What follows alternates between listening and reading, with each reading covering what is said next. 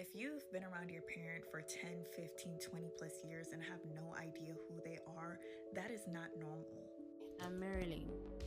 Most of my life, I didn't know who I was. This is a series about how I finally found the words to understand my journey. In my series so far, this is the most difficult one because my father took me on a journey of self realization. My mother was very predictable. I knew who she was from the very beginning. But my father, I felt deceived when my eyes were finally opened. I got to understand the archetype of my father. My father was a patriarch, a custodian of ancestral lands and properties, of which he managed with his dear life. Every other thing came second, including my father had us in his 40s. A typical Nigerian man would already have children, especially a man of his caliber would already have children from 25, 30. But he waited until his 40s, which gave me the answers I needed. My father was never meant to have children. He had us just to complete a life mission. He had us to say he was a man. That showed up in his actions towards us and towards his sons, especially his first son. But that is his story to tell. This is my story and how my father affected me. I had love for my father. I saw my father as a kind one. I saw my father as the rational one. Yes, he was financially abusive. He was emotionally neglectful. He was also absent. Even though he had the loudest noise in the room, it wasn't about love. It wasn't about care. It was about duty. My father bragged about my achievement, how much I was able to produce in this world. He was the first to beat my drum to the world. But inside the house, it was cold. My value was on how much I can produce, how much I can protect the family. My father treated me like a son. Being the eldest daughter, I was treated like a first son. I was given responsibilities that was meant for him in my culture, my brother.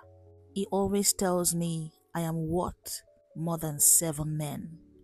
I thought that was an honest praise, but that was manipulation.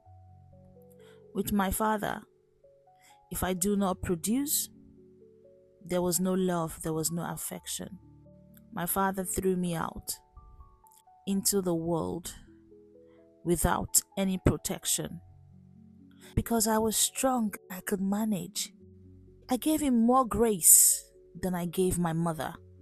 My mother was the overt one who anybody can pinpoint and say you're the demon, but my father, he bounced off my mother's irritability and irrationality, placed himself as a good one while pulling the strings, the puppet master, my father. He never opened up about his family. I don't know so much about the way my father was. He never opened up. My father was never vulnerable with us. So I will still say, I don't know my father because I don't understand what part of raising us was for show or what part was real. You don't talk about failures. You don't talk about trials and tribulations with my father because that would be interpreted as a loser. So, because of my father, I don't know what vulnerability is. I can never be vulnerable. I do not know how to ask for help because I cannot fail. He made me think I'm a superwoman that is supposed to have all the answers, that is supposed to have it all by making me, by stretching me out, by over exaggerating my capacity and my capability. And when I fall, I'm not able to reach the mantle that was placed on me, then there was really no support. He did try to support me here and there throughout my journey, but according to his terms, not according to what I want. I wouldn't say the support were true for me. Those supports came for benefits for him. I wanted to be seen. I wanted to be held.